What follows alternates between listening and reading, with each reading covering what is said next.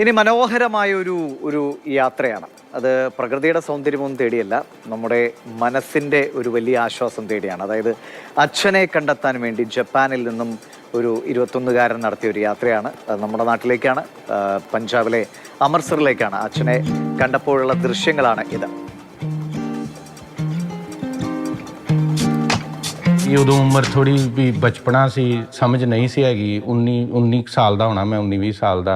Family ਦੀਆਂ responsibility ਨਹੀਂ ਸੀ ਪਤਾ, ਤੇ ਮੈਂ ਥੋੜਾ ਫਿਰ ਲੜਾਈ ਝਗੜਾ ਜਿਹਾ ਸਾਡਾ ਰਹਿਣ ਡੈ ਪਿਆ, ਤੇ ਫਿਰ ਮੈਂ ਇੱਕ ਵਾਰੀ ਲੜ ਕੇ ਵਾਪਸ ਆ ਗਿਆ ਇੰਡੀਆ। ਤੇ ਫਿਰ ਇਹਦੀ ਮੰਮਾ ਇਹਨੂੰ ਲੈ ਕੇ ਉਦੋਂ 1.5-2 ਸਾਲ ਦਾ ਸੀ ਜਦੋਂ ਇਹਦੀ ਮੰਮਾ ਲੈ ਕੇ ਫਿਰ ਪਿੱਛੇ ਆਈ ਸੀ ਮੈਨੂੰ ਲੈਣ, ਇੰਡੀਆ ਆਈ ਸੀ। ਤੇ ਉਸ ਤੋਂ ਬਾਅਦ ਫਿਰ ਇਹਦੀ ਮੰਮਾ ਮੈਨੂੰ ਇੰਡੀਆ ਤੋਂ ਜਾਪਾਨ ਲੈ ਗਈ ਸੀ। ਆਪਣਾ 2004 ਦੇ ਵਿੱਚ ਫਿਰ ਮੈਨੂੰ ਵਾਪਸ ਲੈ ਗਈ, ਪਰ ਫਿਰ ਜਾ ਕੇ ਸਾਡੀ അണ്ടർസ്റ്റാൻഡിങ് ਨਹੀਂ ਹੋਈ। ਫਿਰ ਅਸੀਂ ਵੱਖ ਹੋ ਗਏ, ഡിവോഴ്സ് ਲੈ ਲਿਆ. അഭിരാമി നോക്കപ്പെട്ട അഭിരാമി, നമ്മൾ ഈ അച്ഛനമ്മമാരെ തേടിയുള്ള പല യാത്രകളുമൊക്കെ ചിലപ്പോഴെങ്കിലുമൊക്കെ വാർത്തകളായിട്ടുണ്ട്. ഇത് ജപ്പാനിൽ നിന്നും ഒരു മകൻ തേടിയെത്തുകയാണ്. ആകെ കുറച്ച് പഴയ ഫോട്ടോസും പഴയ മേൽവിലാസവും ഒക്കെയാണുള്ളത്. പല പല വീടുകളിൽ കയറി ഇറങ്ങി അവസാനം കണ്ടെത്തുക. അതൊരു മകനെ സംബന്ധിച്ചൊരു വല്ലാത്തൊരു ഒരു വൈകാരിക നിമിഷമാണ്. അച്ഛനും അങ്ങനെയാണ്. എന്താണ് ഈ മകൻ്റെയും അച്ഛൻ്റെയും ഒക്കെ കഥ? ദിവിഷ്, അവർ എത്രത്തോളം സന്തോഷത്തിലാണ് ഈ കണ്ടുമുട്ടൽ എന്ന് നമുക്ക് ആ വീഡിയോയിൽ നിന്ന് തന്നെ വ്യക്തമാണ്. ജപ്പാനിൽ നിന്നുള്ള 21-കാരനായ റിൻ തക്കാഹാത്ത എന്ന് പറയുന്ന യുവാവ് ഇന്ത്യയിലെത്തുന്നത് കുറച്ച് ഫോട്ടോകളും ഒരു അഡ്രസ്സും അത്രയും മാത്രമേ ഉള്ളൂ. തൻ്റെ അച്ഛൻ്റെ വിവരമെന്ന് പറയാൻ റിൻ്റെ അത്രേ ഉണ്ടായിരുന്നുള്ളൂ. കോളേജിൽ നിന്ന് ഒരു അസൈൻമെൻറ്റ് കിട്ടിയിട്ടുണ്ട്, തൻ്റെ ഫാമിലി ട്രീ തയ്യാറാക്കുക എന്ന് പറഞ്ഞൊരു അസൈൻമെൻറ്റ് കിട്ടിയിട്ടുണ്ട്. അപ്പോൾ അമ്മയുടെ ഭാഗത്തു നിന്നുള്ള വിവരങ്ങളൊക്കെ കിട്ടിയിട്ടുണ്ട്, പക്ഷേ അച്ഛൻ്റെ ഭാഗത്തുള്ളവരെ കുറിച്ച് ഒരു വിവരമില്ല. അച്ഛനെ കുറിച്ച് ആകെ അറിയാവുന്നത് ഒരു അഡ്രസ്സും കുറച്ച് ഫോട്ടോകളും. അതുമായിട്ട് അദ്ദേഹം ഇന്ത്യയിൽ വരികയാണ്.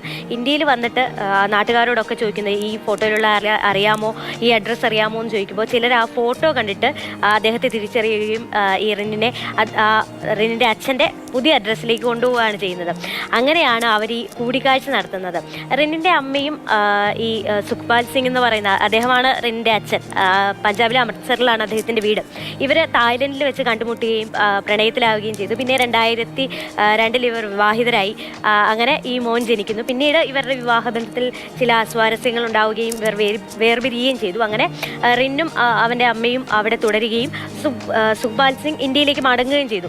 എന്നിട്ട് വർഷങ്ങൾക്ക് ശേഷമാണ് ഇപ്പോൾ അവർ തമ്മിൽ വീണ്ടും ഈ കണ്ടുമുട്ടുന്നത്.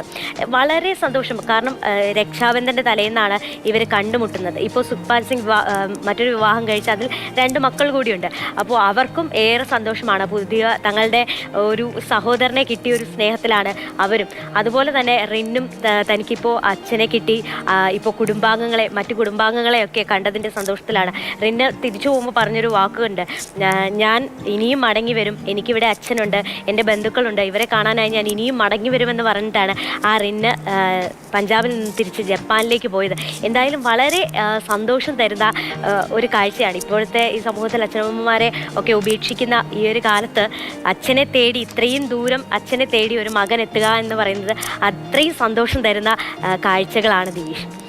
എന്തായാലും സന്തോഷകരമാണ്. രക്ഷാബന്ധൻ ദിവസത്തിലെത്തി സഹോദരിമാർ പുതിയ സഹോദരിമാർ രാഖിയും ഒക്കെ കെട്ടിയാണ് തങ്ങളുടെ പ്രിയപ്പെട്ട സഹോദരനെ യാത്ര അയക്കുന്നതാണ് അറിഞ്ഞത്.